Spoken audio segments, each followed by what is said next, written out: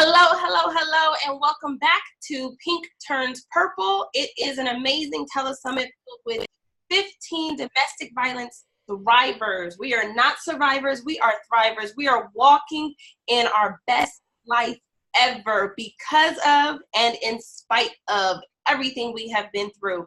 And I'm so excited that you decided to join us today and hear this amazing thriver herself, Miss Alethea. Say hi to Alethea, everybody. I know she can't see you, but just say it for me. So there she goes. She said hi.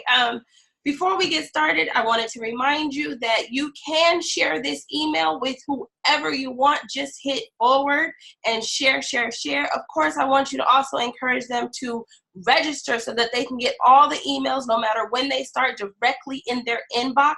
All they have to do is go to bit.ly/pink-turns-purple, bit.ly/pink-turns-purple, and they can register. And of course, we are on a mission to not just share our stories and not just usher in a spirit of healing for everyone else, but to also raise some money for two amazing organizations that are supporting domestic violence survivors, especially those in the African American community, because we are the largest growing population being affected by domestic violence and the least likely to receive services. So we got to change the narrative somehow. Why not do it ourselves? For ourselves. So your purchase of a t-shirt, a book, or a t-shirt book combo, all the profits go directly to these organizations. So help us reach our goal of $3,000, or maybe we can surpass it with your help. I don't know, but let's do that thing, y'all. So without any more hesitation or talking from me, let's jump right into it, and let me let you know all about today's Thrive Her. Miss Alethea is the founder and creative director at Donna DeVeaux LLC and Donna DeVeaux Global Ministries. Alethea is pastor of Whole Armor Global Impact in Lovejoy, Georgia. Alethea merges people with purpose and organizations with their mission. The merger, equipped with over 12 years of leadership, training, and experience in the marketplace and church organizations. She is focused on getting individuals and organizations to meet their goals and see their visions manifest. Areas of expertise include, but are not limited to, empowering in every area of a life and equipping individuals with tools for success to live their best lives now. Specific areas of concentration include deliverance, prayer, surviving abuse, toxic relationships, marriage, parenting, divorce, thriving while single, business, project management, leadership building, marketing, business building, and assisting individuals in finding and operating in their purpose. Alethea is not only certified through training, but qualified through her own life experiences to catapult others into their purpose and bury defeated mindsets. Alethea company has trademarked the logo, "I bury defeat for a living."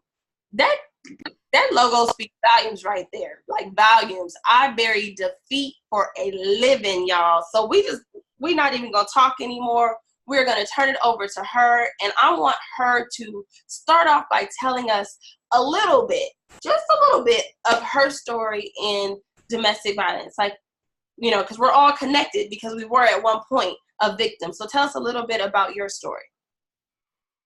Well, first, I'd like to say hello again. Thank you for joining. And yes, we please urge you to donate, to help. It's for a worthy cause. Let's begin where it began for me. And where abuse began for me is at the hands of a parent. Now, a lot of people don't really have that story. Their story is normally started in a relationship with someone. But for me, it started as a young child in the home. Now, although I've forgiven, I've moved past, and I get why my mother, biological mother, did what she did. It's not excusable, although, again, I understand that she was a young mother. She was a teenage mom, and she was not in a place that she wanted to be. But what happened is, because of the abuse, verbally, mentally, and emotionally, as I grew into womanhood, I thought that that was normal. A lot of times when we don't realize what normalcy looks like, we tend to adapt what dysfunction is. Uh, we don't realize it's dysfunction until we've actually uh, met up with other people or get ourselves in a healthier environment, or hear from other victims that were victims of domestic violence. And so for me, the moment I realized that, hey, this is not normal, this is not okay, this is destroying me from the inside out, I decided that I needed to get away. Um, and so my story begins where I actually leave my mother's home, my biological mom's home, at the age of 18. And I say biological mom because my grandmother uh, raised me, and a lot of the things that sustained me, including prayer, was because she was a praying grandmother and she invested in me. She planted seeds in me that would later maturate. And so I left at the age of 18 when I decided enough was enough. And I was on the streets of New York, Bronx, New York. And in doing so, I ended up in numerous dysfunctional and abusive relationships.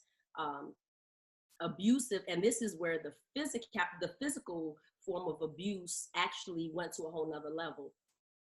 Um, so I was abused, I was punched, I was told I was nothing, I was not going to be anything but a prostitute on the street.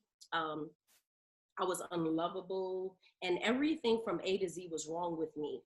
And so that affected me uh, in education, and how I related to people, relationships with people, how I responded to people, my thought process, my mindset.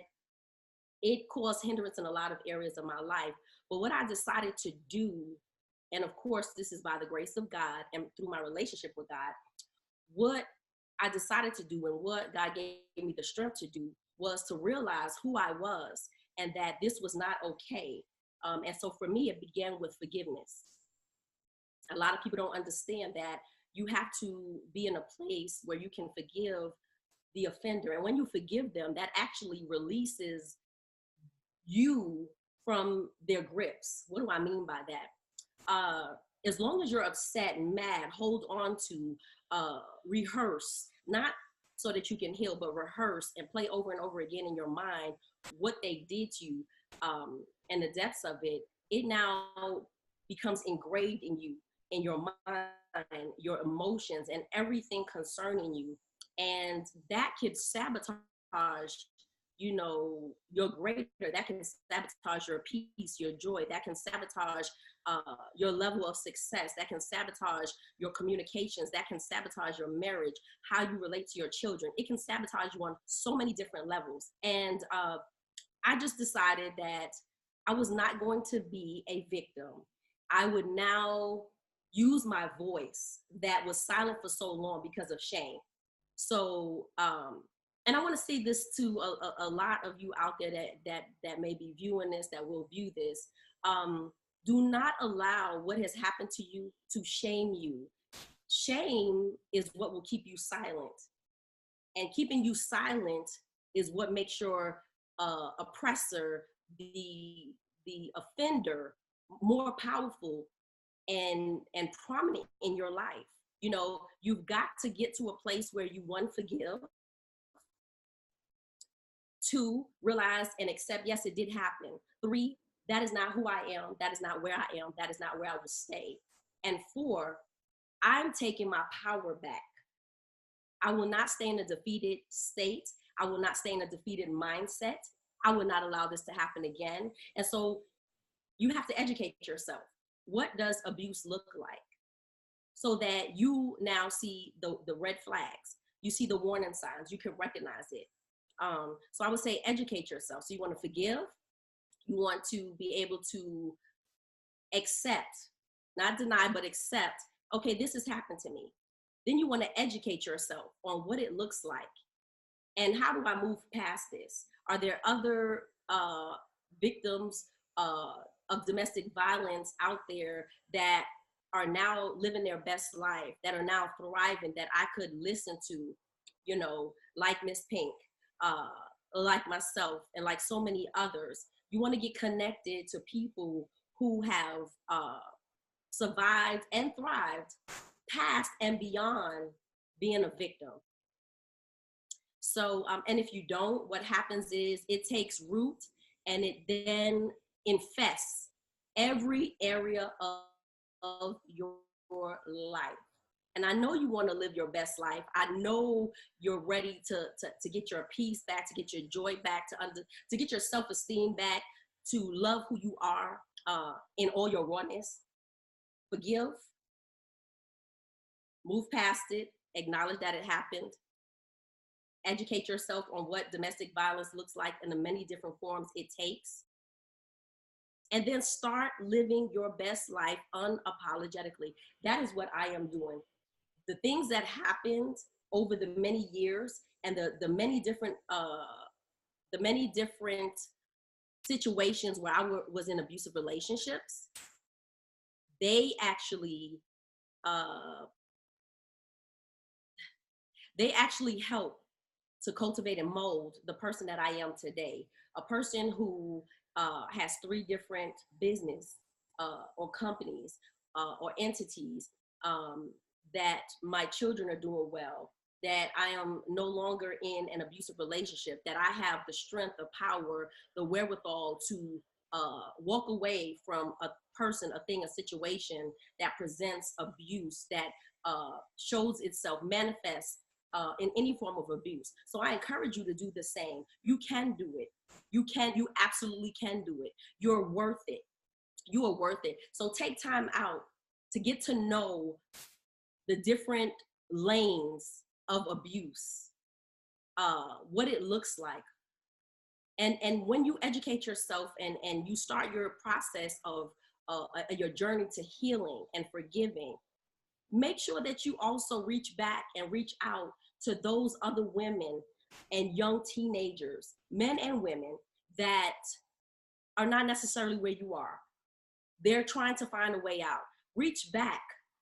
Remember that you were once there, and it took someone to speak into you. It took someone to encourage you. It took someone to take a moment. It took someone like Miss Pink to have a forum like this to reach so many women that need to know you're not by yourself. You're not alone. There's help. And if you want to be helped, you can. Live your best life. I'm done, Miss Pink. If you have any questions for me, I'm here I am. No, so I want to just back up a little bit to where you said that the you recognize now that the abuse started from your home, your childhood, and dealing with your mother.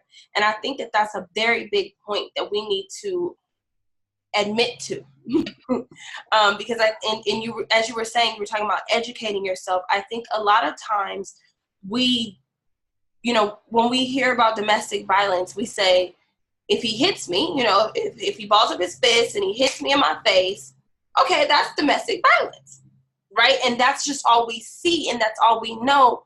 But it starts well before the fist hits your face, but we don't recognize it, and we normalize it because it looks just like what happened in our homes. It looks just like what our mothers went through, our fathers went through. It looks just like what we went through as children. And I think that is such an important piece to recognize. And when you say get education, for me, I think that's what you're talking about, is recognizing all the pieces of it. Because like I said, so many times we just associate it with that one little thing, and we don't recognize that it's so much more than that one little thing.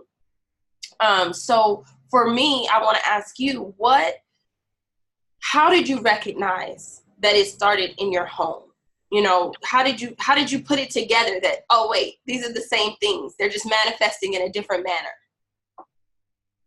I realized, unfortunately for me, because I didn't have a lot of guidance. My grandparents died before I turned 21 or 22. But they died a lot sooner than I would have liked. And I had no sense of direction. I was totally lost because my biological mom, she was a young mom. She was lost herself. And so what I realized is that I actually went through many different abusive relationships with men, from drug dealer boyfriends to boyfriends in the church that used God as a fish line or a fish hook to reel me in, you know. And unfortunately for me, it took actually going through it, getting punched in the face, getting knocked out, you know, unconscious, being raped. It took, unfortunately, numerous relationships for me to say, wait a minute, there's a pattern here. There's a pattern here. You know, someone saying, I love you, and then in the next breath telling you that you're not worth anything and nobody wants you and you're not good enough. And then a week later, bring you roses and buy you a BMW car and tell you are the best thing that happens, you know, and just that whole pattern. It's abuse. It's verbal abuse. It's emotional abuse. It's emotional abuse. There's financial abuse as well. So I experienced abuse on so many levels. And I said, wait a minute, this looks like what my mom did. This looks like what she did. So although she never told, and that's the other thing, she never said, I loved you. She never said the words, I loved you. Later on, she explains it was because she never heard it. I didn't get a hug, you know? And so she said it's because she didn't. Now, although I forgive her, I don't excuse her. Why? Because she did the same things to me, but I didn't make it an excuse to do that to my children. I didn't make that an excuse. You know, I owned my stuff. I owned my stuff, and you got to own your stuff. And so, yeah, it was just going through unhealthy relationships. And I don't know if this is the forum to say, but I'm going to say I'm prophetic. You know, so God speaks to me. I see things and things like that. And so as a prophet, you notice patterns and movements and things that people might not see. And what I would do is I would see her face in that man. Whatever, it was like their face would shift. You know, it was crazy like that. But that was God helping me to make the connection. Because you can't get rid of a situation. You can't deal with a situation until you understand the root of it. That right there, what you just said right there, I think I need everybody who's listening to take heed to.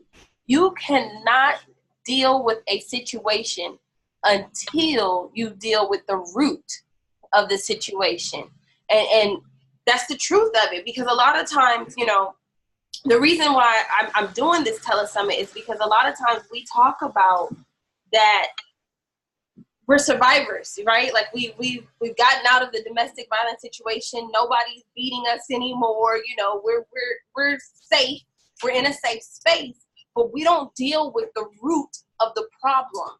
You know, whether the root of the problem is that you normalize it because you've experienced it from childhood on.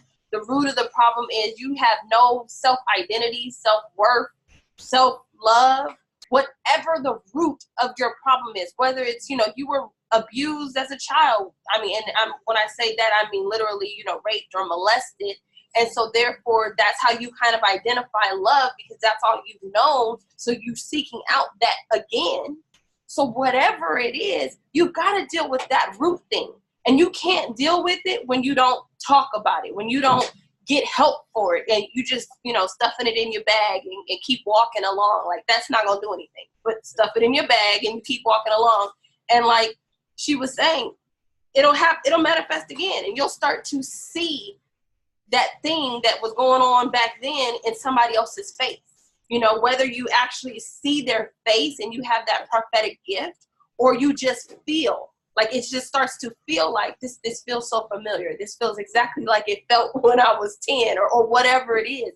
We all know when it's that thing happening all over again. Now, the question is, are you going to admit it? Are you going to be honest enough to say, this is that happening again? You know, when you are dating that guy and he's abusive to you, and then you start dating that other guy and you start feeling those feelings that you felt then, are you going to admit it and say, this feels just like that, I need to stop, I need to turn around, I need to run, or whatever it is? So that becomes the question, like, are you going to admit it to yourself so that you can do something different about it? And with that being said, I want to ask you, after you got out and after, you became a survivor and you were no longer in abusive relationships, the cycle kind of broke itself, for you.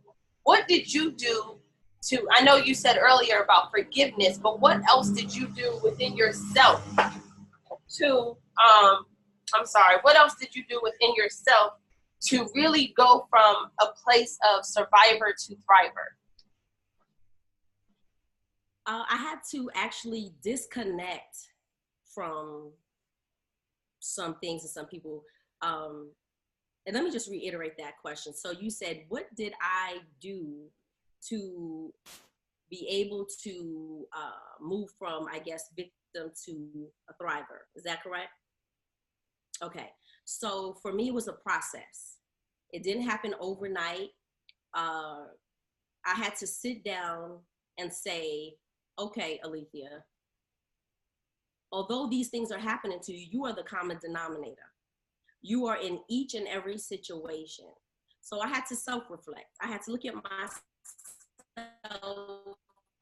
and say, okay, what role are you playing? Are you the enabler?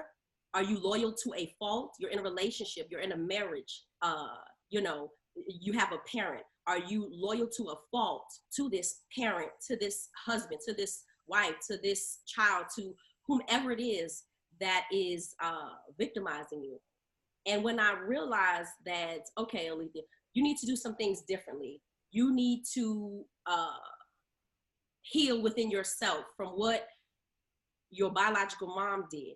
And so my thriving didn't come until after I was able to go through some self-healing.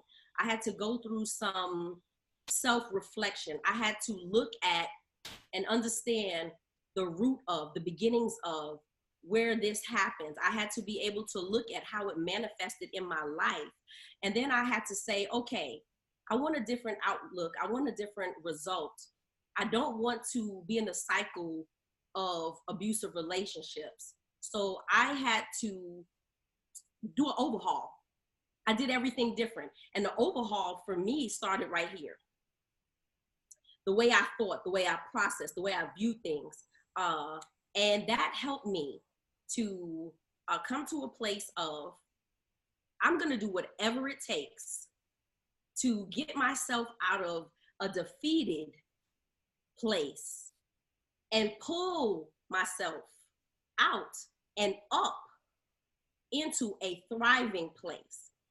It starts with a decision. It starts with a mindset. It starts with not running away from this is happening, not turning a blind eye. A lot of times no, this is not abuse. They did it one time. They didn't mean it. That you're an enabler. And 9 times out of 10, the person that is abusing you knows that. They know that you are loyal to a fault. They know that they can do these things to you. And because of your love, because of, you have this huge heart, whatever it is, that you'll continue to take it. And for me, I decided enough was enough. I don't know if anybody's seen that movie with Jennifer Lopez, Enough is Enough. And that was me, And of course I had to find a balance. I didn't want to just, I had to find balance. Let's just say that, because I was going all the way left with it. I had to find a balance. But that's where forgiveness comes in, and for me, that's where God came in, and so I am able now to look at, talk about, be around even some of my victims, some of my what would I call them?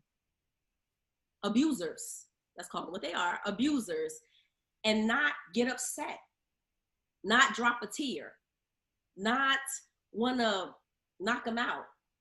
But that's because I had to go through the process of healing and understanding. And it's and once you understand that most people who are abusers they've probably been the victim at one point or another at the hands of someone else. And so when you look at it from that point of view, it helps you not to hate them and not to stay mad, but to forgive them. And you can't become a thriver until you forgive. You can't. You just cannot. And you got to be educated again. I keep saying that. You have to be educated. Abuse, like you said, Ms. Pink, does not start and end with somebody punching you. There are so many levels to abuse. There are so many forms of abuse, and they manifest in so many different ways. So you've got to encourage yourself. So forgiveness and encouraging yourself helps you on your journey to becoming a thriver. And you want to stay in that thriving mode. You don't want to ever backtrack. And so for me, that's what helped me. And I mean, it sounds simple, but it's profound. And those steps are vital. They're vital for you to stay in that place of victory. So from victim to victor. Exactly. That's just my mindset. From victim to victor. And like us, like Ms. Pink and myself, why not use what happened to you to not tell a sad story, not to bring shame to the person who hurt you, but to bring healing to others. That's a thriver. That is a thriver. You're winning and you're thriving because you decided to stand on the shoulders of that very thing that was sent to defeat you. And it wasn't going to happen for me. I was not going to stay in that place. I just finally got sick and tired of being sick and tired. I got tired of the cycle of domestic violence. And I had to shut that thing down. So and here I am today, thriving unapologetically. Yes. And I think what you said is so true. And it seems like such a simple thing. Make a choice. Make a decision. And then, in your mind, really make that decision. But it's the piece that we often overlook. We want to put on something. We want to, give me something. Let me eat something, and it literally is that simple, but we literally overstep, miss, don't really commit, don't really make that decision. And 95% of the time, we don't make that decision for ourselves. And I found that is always the key. I mean, and I'm talking about with everything. Getting out of the domestic violence cycle, losing that weight that you feel like you need to lose, starting that business, having financial success, whatever it is, it starts with that honest decision within yourself. Not because they say you need to do it, not because they're telling you that's what you need to do. Even us telling you right now, that's what you need to do. No, it starts with you making that decision within and for yourself. When you say to yourself in your mind, enough is enough, a woman is fed up, I'm done with all of this, I'm going to do something different. And you say, I'm going to actively every day make a conscious choice and decision to do something different. It's like magic happens and something different just begins to happen. And so I just wanted to reiterate that because like you said, we say, that's too easy. Like, what you mean? That's too simple. How you just make a choice and it just all changed? But I promise you, because you can't just make the choice once. You got to keep making the choice. Every day, every minute, you got to constantly make that choice. Choose that thing over everything else. And you'll know when to say no to certain things. You'll know when to leave situations. You'll know when this isn't good for you because you are constantly, every day in your mind, making that choice. And it really is. It's the simplest thing, but I swear it's like the hardest thing in the world to do. And so I'm grateful that you said that because I think a lot of times we miss that piece. We look at thrivers and survivors and we're like, how did they do that? Like, how did they get there? They made the choice. And it all starts with that choice. And that's just so true. So before we end this completely, I just want to give you another opportunity to share whatever's on your heart in this moment to share to the woman who is listening, watching, and she's feeling like, I survived, I'm out of it, but I know I'm still stuck. You know, she knows that if her abuser walked past her today, she would freeze up in fear, in shame, in guilt, and whatever. And so I just want you to share whatever it is on your heart to share with her. Well, what I want to say first, as you were talking, when you were speaking, what I kept hearing was fear. And so a lot of times, victims, like I used to be, tend to stay in a safe place because of fear, what they think is normalcy. They don't know where they're gonna go, because what abusers do is they try to make you dependent totally on them. That is part of their power. That is part of their strategic plan to keep you pretty much with your hands tied. Okay. And so for a lot of women, it's fear. It's fear that if they find out that you tried to get away, if they find out that you're now strengthening your inner man, they're going to beat you, or they're going to hurt you, or do whatever it is that they do. I encourage you to first, again, I keep saying, get yourself educated, because you want to know how to move in a situation like that. You want to use wisdom. I do not encourage anyone to just spontaneously move. You have to be careful and you have to be wise in how you exit a situation like this. So again, there's plenty of resources out there. There are plenty of people out there. I'm sure Miss Pink, you can reach out to her, you know, myself and many other women that will be on this platform. There are steps that you can take to exit and exit wisely. But please, please, please do not allow fear to keep you in that domestic violent situation. Don't. I just would encourage you to, it starts with education. I keep going back to that, because although I was tough in the streets, I was on the streets, you know, since 18, Bronx, New York. Being tough physically didn't help me. It didn't help me mentally. It didn't help me emotionally. What helped me was when I was able to get educated on what it looked like to be an abuse victim, what a victim looked like, what were the signs, what were the red flags, what were the different forms that abuse took, how it affected me, how did the abuser think. Now that's going to be key. A lot of people don't look at that or look that deep. How does an abuser think? How does their mind work? What are their tricks? How do they manipulate?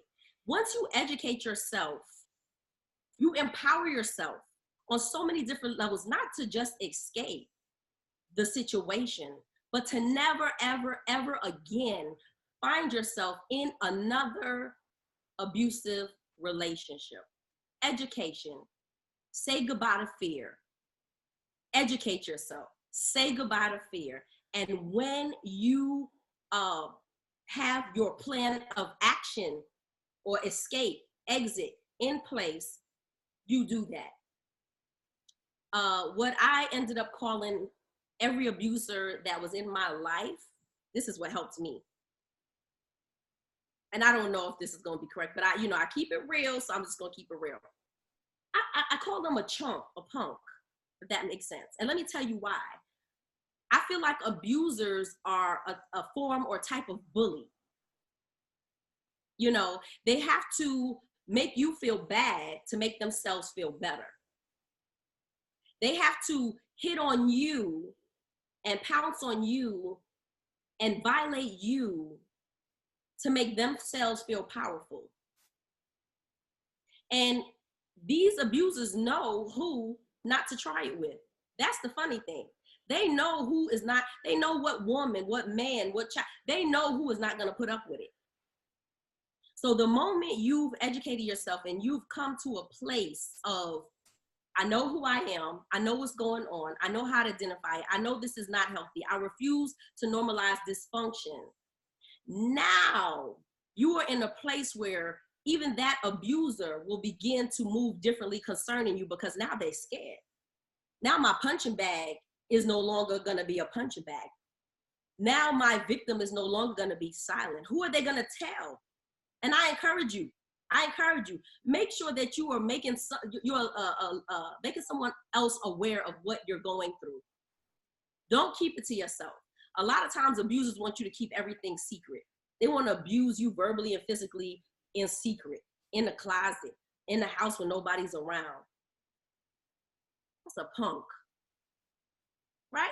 I mean, it is what it is. Let's call it what it is. That's a punk. But, yes, ma'am.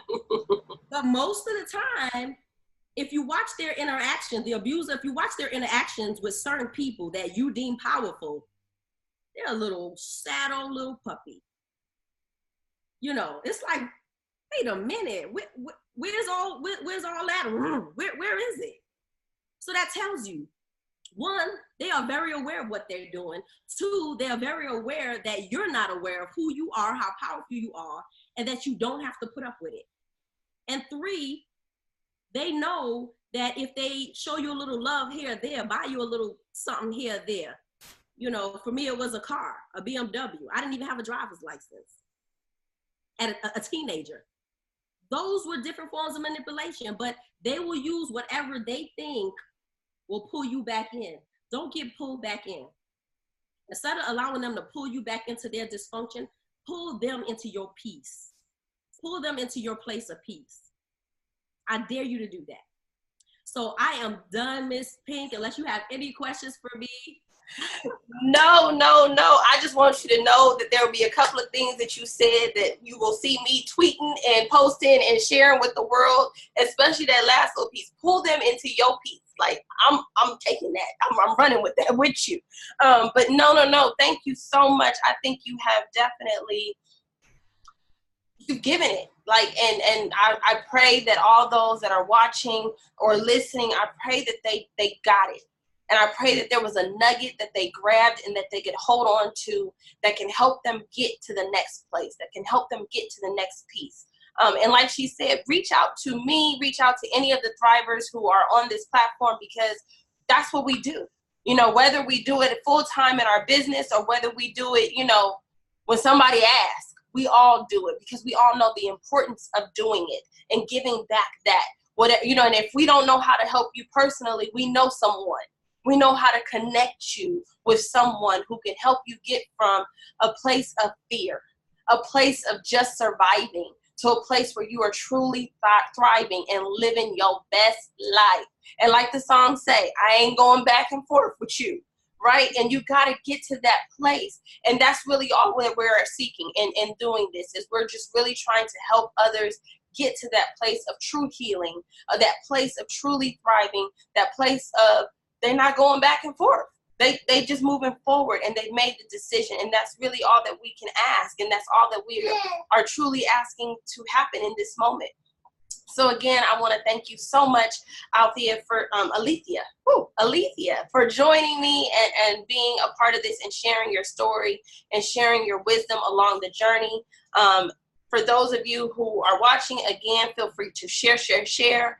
Feel free to encourage others to register and get as much of this information as they can. And don't be shy and don't feel like you shouldn't, because you should definitely support the movement in getting a t-shirt, getting a book, making just a monetary donation in itself. We thank you so much for joining us.